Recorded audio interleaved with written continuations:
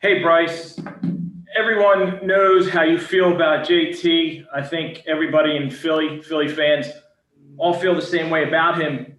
But early on, it seemed in free agency there was a lot of uncertainty about the offseason and whether JT or Didi would be back. Did you talk to John Middleton or anyone about it? And how concerned were you about the reports that the team was going to cut payroll? No, I didn't really talk to anybody about it. I kind of just wanted to put all my trust and faith in the team to, keep their word. When we met, when we sat down before free agency and stuff like that, that was one of the big things and goals of this team was to sign the free agents when we could and, get the guys when we could and stuff like that. So I put my faith and trust in them to do their job. And, I had that faith in them. Of course, when you get halfway through the off season and there's not really much going on, you kind of start sitting there worrying about what our identity as a team is going to be, how we want to, prolong this for a couple of years so that we can have a great team for not just 1 year or 2 year, but for 6 and 7 years. Our farm system's kind of depleted.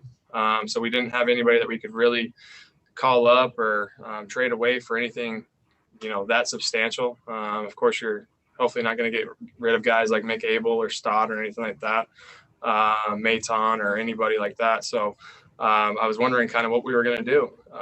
And then, John made his decisions of bringing in Dombrowski, of course, and Sam Fold is our GM.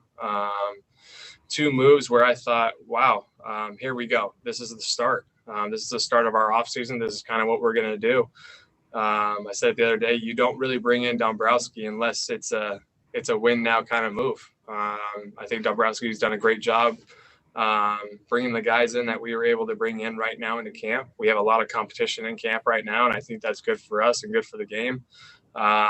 Bringing in a bullpen and shedding the, or not shedding, sorry, getting the costs of, the bullpen that we do have and the players that we do for the amount of money that we spent. I thought he did a great job with that. And, of course, bringing back JT. I think a lot of these pitchers, too, that have came into our staff or came into our bullpen understand what JT does for them behind the plate. Pitchers like throwing to a good catcher, and I think JT does that behind the plate for these guys. The way Dombrowski works, I don't even know if he's done yet. I have no idea. I haven't really talked to him about it or anything like that. So I guess we'll wait and see what happens here in spring training. And just very fortunate to play for an organization that is ready to go, ready to win, and, made the moves the significant moves that we needed to this offseason. All right, let's go to Jim Salisbury and then Matt Breen. Hey, Bryce, do you think you guys make the playoffs last year if you stay 100% healthy, if you don't have that back issue and your production doesn't decline a bit? I think it would have helped, of course. Anytime, any of your guys in your lineup go down, it hurts. It's not good. I think there was a couple things that happened last year, as you were watching, that weren't very good for any of us, from our lineup to our defense to our bullpen. I think there was a couple things in line last year that didn't put us over the top or anything like that, and hopefully we can make those adjustments. You came here to win. You made that quite clear. You have an incredible will to win. You have not been to the postseason now in the last 3 years. Is that a void? How big of a void is it? And how do you see the National League East stacking up and where the Phillies are in it? Can you get there this year? Yeah, I think this is the best division in baseball. I don't think that's even a question. We have, 5 teams in this. We have 5 teams or 4 in the division? 5, right? 5 teams in this division that are really good pitching, really good young pitching, good bullpens, good lineups. So I think this is going to be a juggernaut of a division. It's going to take the team that stays healthy, the team that knows how to play baseball the best way, beats the teams they need to, and plays hard all year long and don't have the injuries or anything like that. The team that can do that in this division is going to, be able to do that. And, hopefully if we can put a right foot forward and have our lineup healthy all year and our starting pitching healthy all year, getting the revamped bullpen that we do, I I think we'll be right there in the hunt, and hopefully we can do that. The town really is eager for October baseball. Could you even stand personally another October of going home? I hate being home for Halloween. I can tell you that. I think the town needs it. I mean, the city of Philadelphia, they deserve it. They need it. We're a team that can hopefully do that for them. That can give that to them. They deserve to be in the stands, in October, and I know they're wanting to do that. And I think everybody sets goals and things like that, but it all starts down here right now. We need to figure out who we are, what we can do, how we can do it, and take it 1 month at a time and get it going. Did you get a chance to work out with Bryson Stott this winter? And can you kind of give maybe me a read on him as a prospect, how you kind of see him coming along and where he is and maybe what his ceiling might be? Yeah. Me and Greg were actually just walking over here and we were talking about him a little bit. And I think if he pushes the envelope, he's a big leaguer. I mean, I really do. He's a very good mix of, I would say JJ Hardy and Brandon Crawford. That kind of, makes every play. And he's not super flashy, but he has the arm like Crawford does. But he's very good up the middle. The game's not too big for him. You know what I'm saying? He's very even kill. And I would imagine he has a very similar swing, doubles to the left, homers to right, as like a Garrett Anderson, if I could imagine that. I think so. And I know that's pretty good praise because he was a very good hitter. But I just think he has that mentality, that demeanor. He's a very good player. He's going to do whatever he can to get to the big leagues. If that's playing second or short, I think that's what he wants to do. He wants to be here. So. And Garrett Anderson, the former Angel. Yeah. Okay. Go ahead. Yeah. And you do work out with him on occasion? I'm just trying to, or. I mean, we don't really work out too much. We'll hit, here and there. Okay. He's at my house every weekend. We're always watching Buckeye football and hanging out. So he's living with me this spring. Okay. I mean, he's one of my good friends, close friends. But he knows this is all business when we're here. You know what I'm saying? This is what he wants to do. This is, I want him to be here. I want him to work hard. I want him to have fun, enjoy it. But knows that, he has to get out there and work every single day. And I think his mentality in Philadelphia is going to work really well too. He's got that great mentality, blue collar, wants to work hard. The game doesn't get too, big for him, or, he doesn't get too high or too low. So I'm excited to see what he has to do. So he's living with you. Does he have a curfew? He can do whatever he wants, man. Thank you. Yep.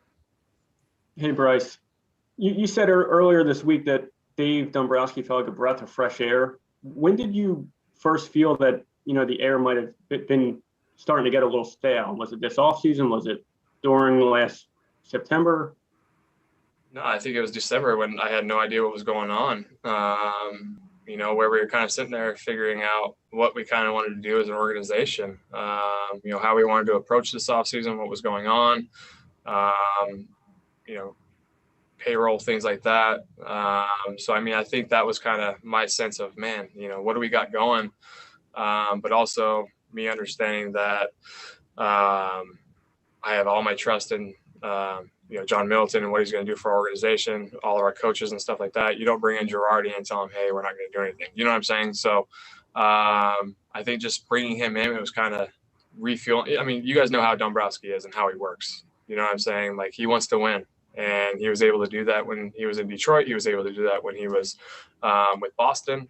And so when he came in, it was kind of like, whoa, like, here we go. You know what I'm saying? Like, this is it. This is what we're going to do. And this is how we're going to do it. So he made his first move. He made his second move, his third move. And it kind of just dwindled into kind of what we're doing right now. And I love Sam. I love the way he approaches his days. I love the way he approaches players as well.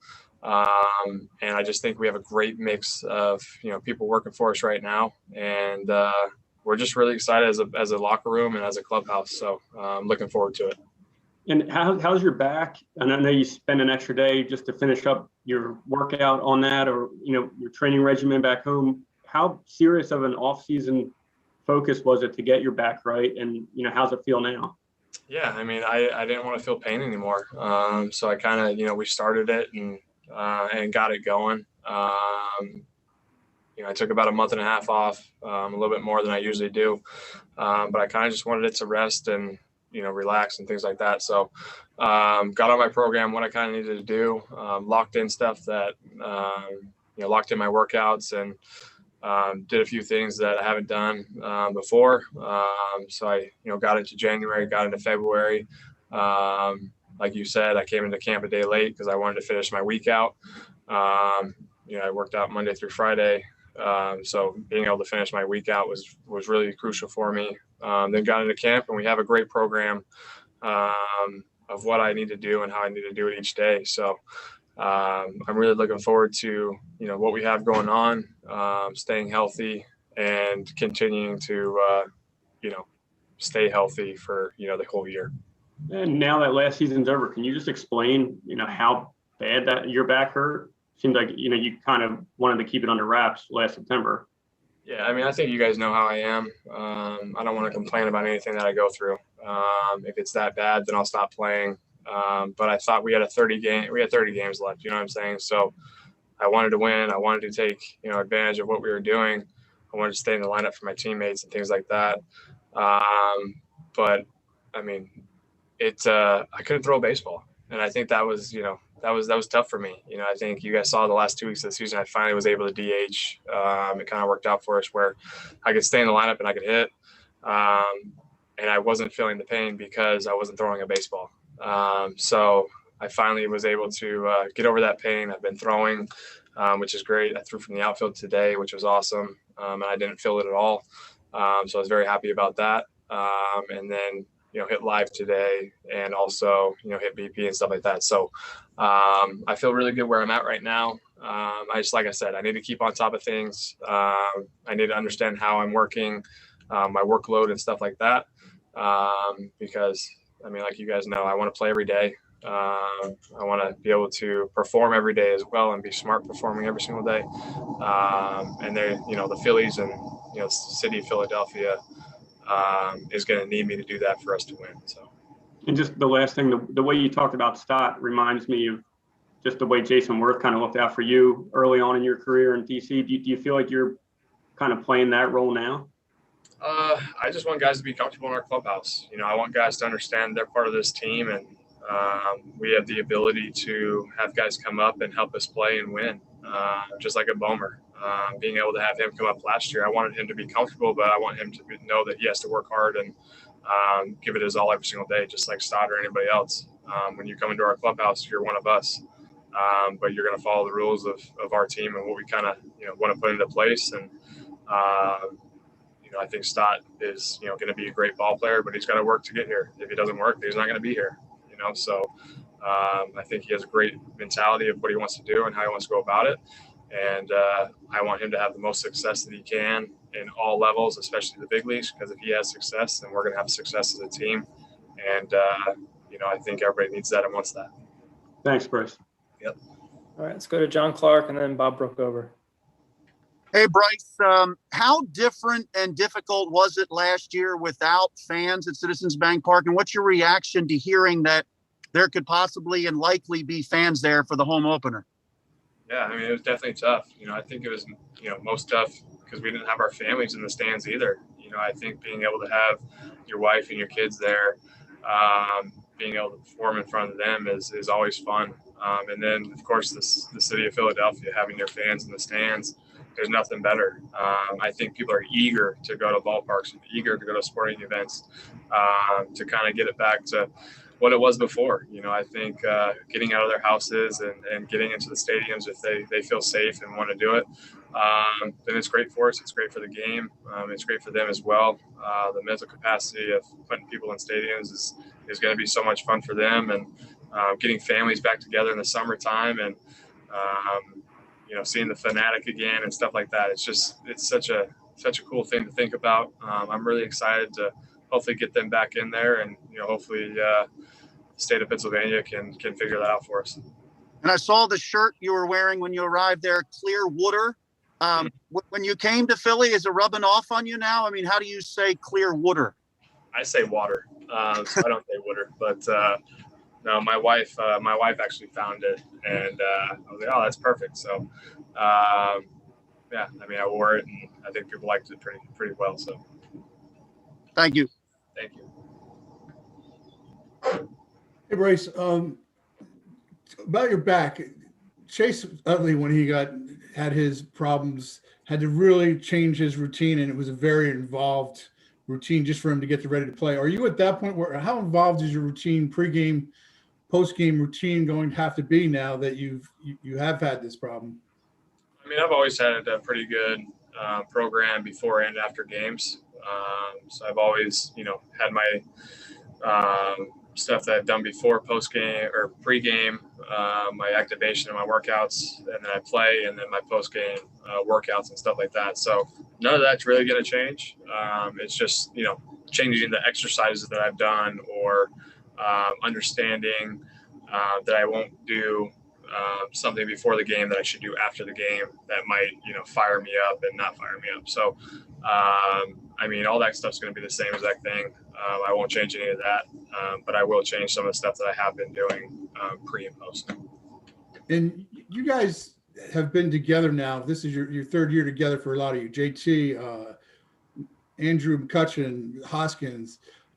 What does it, when you haven't had success, when you haven't reached your goal, can that create a chemistry, and can you feel that at all? And do you guys talk about that at all in terms of, hey, you know what, we haven't got to where we've gotten, and you don't have forever to do this?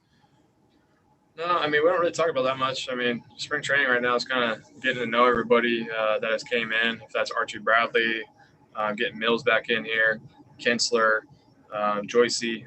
So we're just trying to, get to know all of. I mean, everybody knows, what our last 3 years have looked like. Our last, couple years have looked like. So we don't really talk about the past much. We're moving on from what we've done and looking forward. I think, like I've said, we have, new GM, new president of baseball ops, manager, all that kind of stuff. So I think we have a really good team of people around us.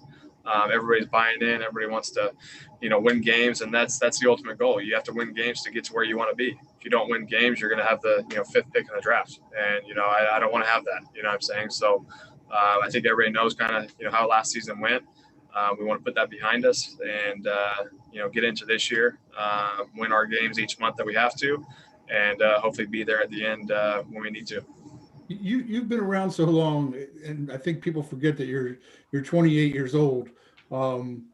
Do you feel like these are your peak years? You obviously had great years when you were young, and we were talking to Joe Girardi about it yesterday. He said sometimes it seems like guys are peaking at 22 now when you look at Soto, and even you had maybe that was your best year at 22. But do you feel like you're hitting your peak years, and are there things now that you identify as a player that you couldn't even think about when you were younger? I think coming into every single year, the older you get, the better you get, I believe. I mean, mentally on the field and things like that. Of course, you have to, work a little bit harder on your body and, how it can maintain throughout a 162 season.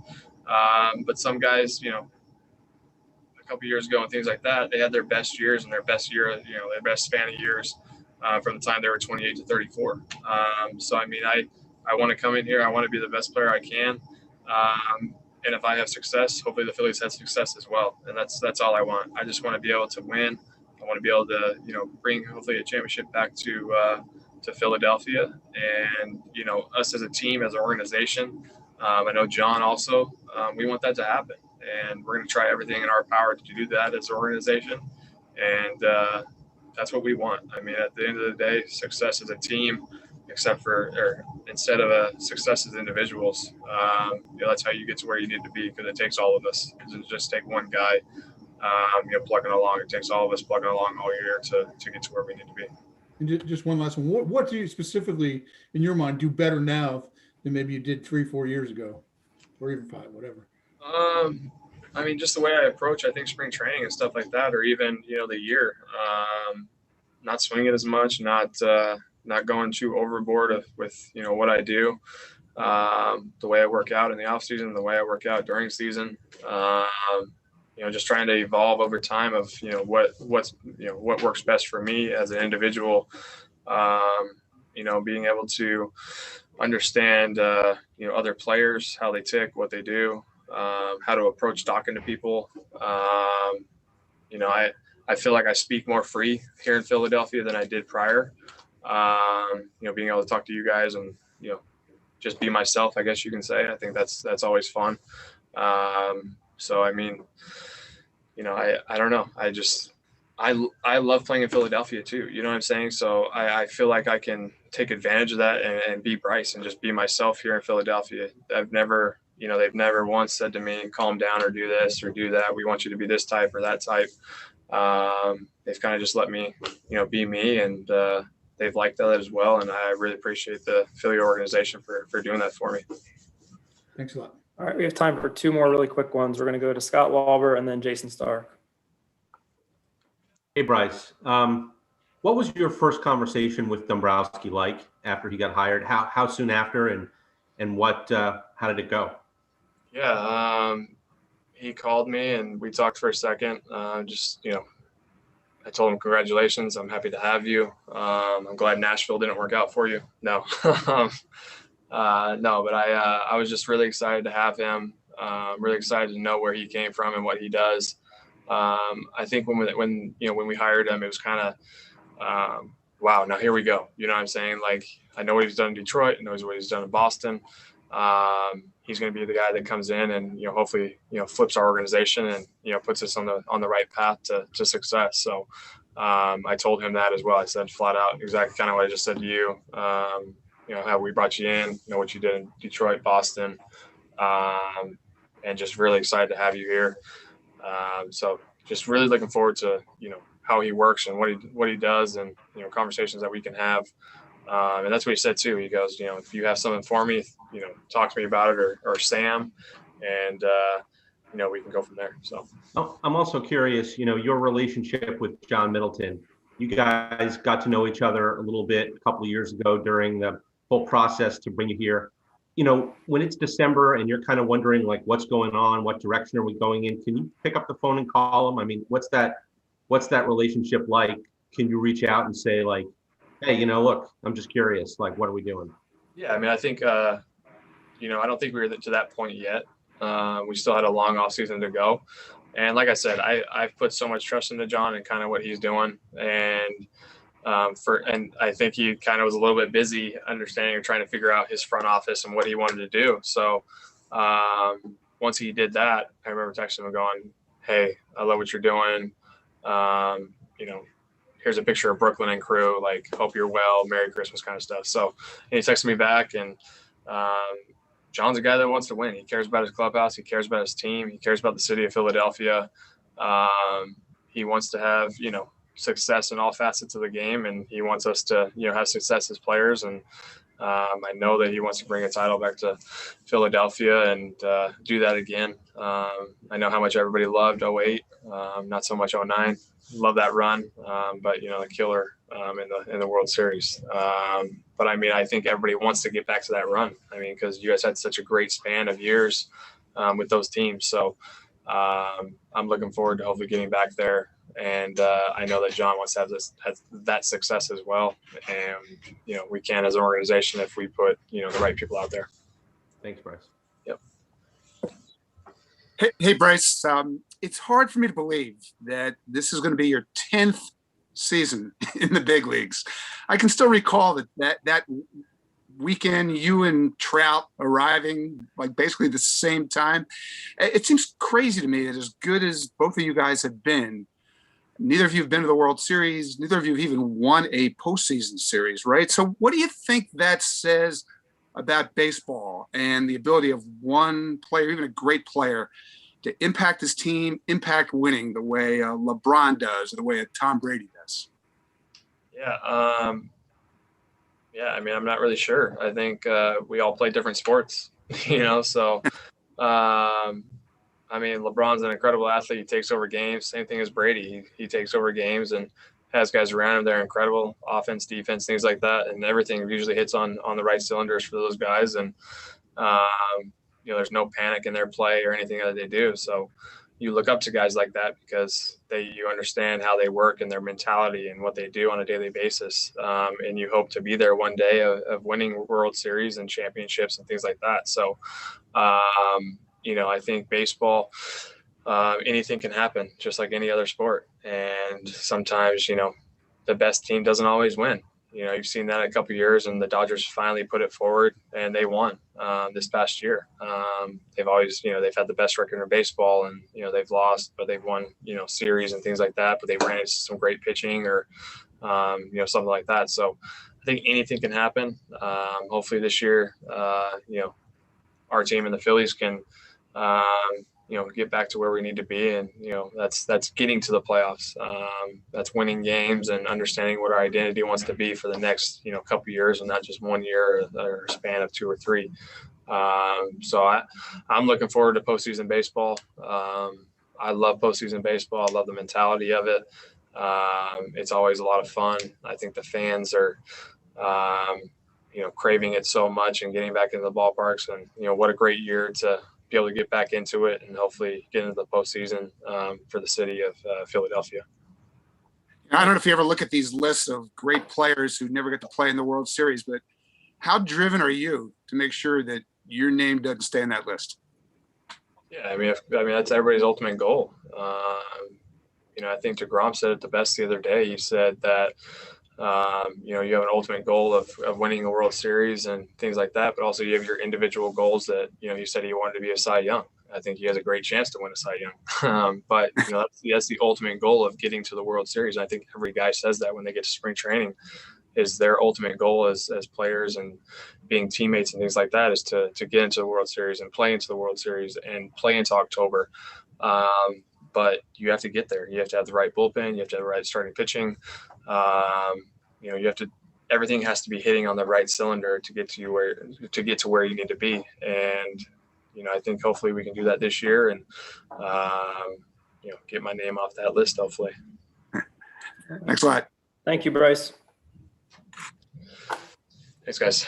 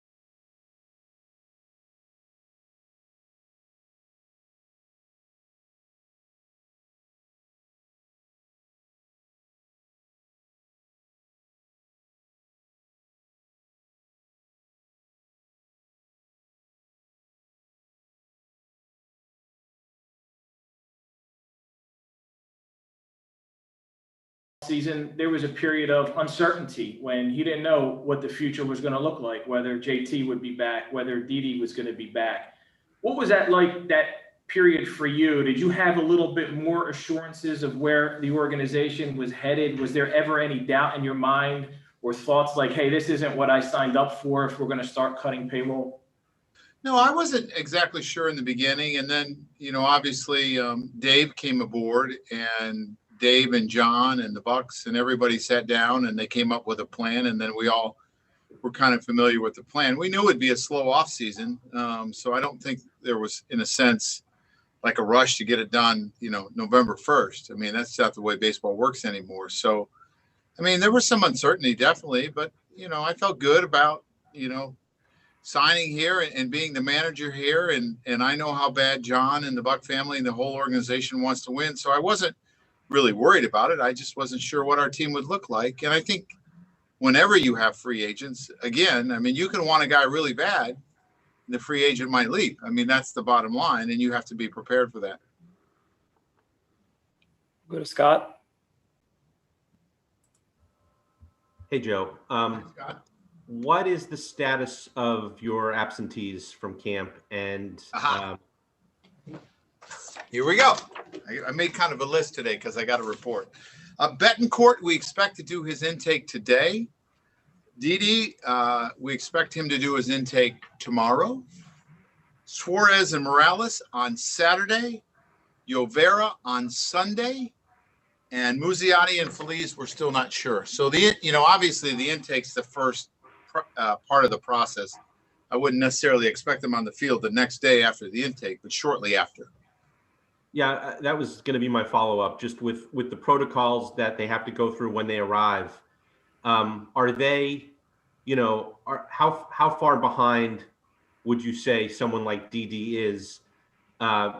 Realistically, like if the first workout was Monday, he could work out like Saturday, or like how do you sort of see the? Yeah, I think he's kind of where the other guys are, where they started on Monday and the first game's on Sunday. We'll just have to see. I would expect that DD's in pretty good shape because that's who he is and that's what I'm used to seeing. So I think he'll be ready, at normal time. I'm not too concerned about him being ready for the season. Thank you. Matt Breen. Hey, Joe. Bryce was talking about how he has Bryce and Stott living with him this spring, and we've known that they're kind of pretty close, and Bryce has been looking out for him. What does it do for a young player to have somebody like Bryce Harper looking out for him? And did you notice that last year when you were calling all these kids up to the majors, what kind of role Bryce played in that, in making guys feel comfortable? That's the one thing I've noticed about Bryce is he's kind of got that big brother personality. And it's somewhat unusual. Bryce has been in the big leagues a long time, but he's really not that old. But I think he enjoys that leadership role. I think he enjoys mentoring because Bryce understands what it's like, to have expectations on you, probably as many as anyone when he signed. But how hard it is to get to this level and to stay at this level. And I think he has a lot of knowledge to offer these young kids. And he's not that far removed from being that young kid. And I think it's great that he does it. I love when our older players take the young players kind of under their wing, because here's the thing. At some point, the young players are going to be called up, and you want them to be comfortable when they walk in that clubhouse and know that there's somebody they can lean on if they're going through a hard time, because everybody goes through a hard time, whether you're a young player or a veteran player, you're going to go through a hard time. But it really helps when you can have someone that you can lean on when you're a young player. And the way that he tried to stay in the lineup last September, even though his back, he said it was so bad he couldn't throw a baseball. Did that teach you anything about Bryce Harper? Did you learn anything about him, that even though you know what it's like to have a bad back and you knew how bad it was for him, that he was trying to play every day? Well, I think it just shows you how bad he wants to win and how seriously he takes being on the field every day. I mean, Bryce feels a responsibility that I signed a contract and I need to be out there every day helping my teammates win. And I really appreciate that. Thanks, Joe. Go to Bob Brookover and then back to Rob. Hey, Joe, just out of curiosity, when you have so many guys competing for a position like center field, how do you go about conducting that competition this spring? Well, I think it'll be written and talked about enough that they understand that there's a competition. So I don't think I need to remind them that. The thing is about it is that at times they're going to play center field, at times they're going to play other positions, because we feel that we have a pretty good understanding like how they play center field, but we want to give them at bats, and you can't put three guys in center field and then nobody on the corners. I guess you could. They would just have to be really fast and have a lot of range, but they're going to move around. Like in a sense, we started making lineups already, and they will have a real good understanding where they're going to be every day for like 5 or 6 days, out. So they need to know if they need to work in left field today, or the day before. So the big thing is that we get them all at bats, that they all get starts, that they all play center field, and that they get into somewhat of a routine like they would during the course of a season, so we can truly evaluate them. Can you remember your time with the Yankees, or even your year with the Marlins, where there was a competition, but there was in spring training, but there was no clear-cut winner, and how you went about figuring out who that was, and how difficult can it be sometimes? Well, I don't think it's fair to ask that with the questions, because the only position player I knew who was playing in a spot was Miguel Cabrera. The other 8 spots were up for grabs. So that was much different. As far as having one competition like that, maybe for a bullpen guy or maybe for a starter, but never a position player have I kind of been through this. So this will be interesting to see how it unfolds, and we will make the best decision. And really, the best decision on April 1st, things can change. I mean, you have a chance to always rewrite the script, and if you are the chosen one, it's your job to hold on to that spot. So the competition just doesn't end April 1st. You're going to have to produce. Thank you. Joe, real quick back to Bryce. He appreciates how the Phillies organization, as he said, lets me be me. Do you have an overall or a general philosophy on when there are guys who are dynamic personalities, charismatic type players, just allowing them to be who they are, how important it is, and does it vary depending on how good they are on the field? Rob, Joe Torre used to say all the time that let a player be himself as long as it's not hurting the club. Let them be who they are, because you want them comfortable when they come to the ballpark every day and who they are. I'm not asking them to be someone that they're not, whether it's on the field, off the field, in the clubhouse, no matter where. As long as what he's doing is not detrimental to the team, I'm all for it. Because I really think that's what makes our lives interesting, right? If everyone was, the same, it would be boring. So I like the different personalities. I like the different music genres. I just like the different energy levels of different people, because it's what makes the world go round. All right, let's go to Jim and then Destiny. Joe, do you have somebody that in your mind you think is going to be your closer when you break camp? Not quite yet. It's a little early for that. I want to see how guys perform and really get my eyes on guys. But I mean, obviously there's competition for that, but there's going to be a lot of important innings down in the bullpen, and we need everyone to pitch extremely well. And as I've said, I would really like to define some roles if I can. Right. If I can't, we'll adjust to it. But I would like to define some roles, and we'll let that kind of play out in spring training and see how people are doing. Because we still really don't know the makeup of our bullpen yet. Right.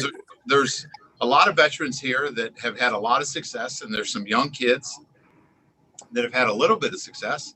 There's going to be some starters that could possibly, end up not being the 4th and 5th starter and move to the bullpen. So until we actually have a better understanding of the makeup of our bullpen, it's kind of hard to pick that. There's a kind of an assumption that Bradley's the guy. Is that off base? Well, Must be based on what he's saying. I definitely think he's one of the characters that we're looking at heavily. But Archie has made it known from day one, he doesn't care. Right. He'll pitch wherever. So, that's nice for a manager and an organization to hear that, because it allows you maybe to be a little bit more creative if you want to, depending on some other people. But he is definitely in the mix. Wait, as you're evaluating throughout this month, next few weeks, what is going to play more into your decision making? Track record or performance in the Grapefruit League? Oh, I think you have to look at both. And I think you have to look at some experience. I think and it's not always numbers that I look at. It's swings, the quality of the at-bats on people. Are you throwing strikes? Are you ahead in the count? Are you putting, hitters away early? Those are the things that I'm going to look at. You can have a really good line score and not really pitch well. So it can't be just really numbers. So I'll evaluate everything that comes into it. Could you kind of shock the world and go with Connor Brogdon? Does he have Yeah, I'm not putting that type of pressure on Connor. I think he definitely has the ability to be a closer one day. But I just want Connor to get in the groove that he was at the end of last year, and then we'll find places for him to pitch in the back end. Fair enough. Thanks, Joe. Hey, Joe, how does Andrew McCutchen look so far this spring? How is he moving, and how does he look as far as, a few months before he tore his ACL, he looked really good. So is he closer to that form? Oh, I think so. Destiny, I have not, to be fair, I have not seen him run around a lot. I have not seen him run the bases yet. The little bit that I've seen, it looks much different than it did last year when I saw him. So I feel pretty good about where he's at. Obviously I want to see him run the bases and track down fly balls, but all the reports that I've got is it's much, much better. And I know we talked last year. You mentioned how if you had the DH, you would give him a few days off, but you don't have that option. Do you think he could play around 140-ish games? Do you have like an estimation of just how much he could play this year? I think he's capable of doing it. I mean, I think you have to go through a season. It's, sometimes guys get beat up more. Sometimes you have longer games than others that affect the number of games a player can play. But I would not put that past him. I think he has that ability. Yes. All right. Thank you, Joe. That'll wrap it up for today. Thanks, everyone. Appreciate it. Thank you, everyone. See you tomorrow. Ooh.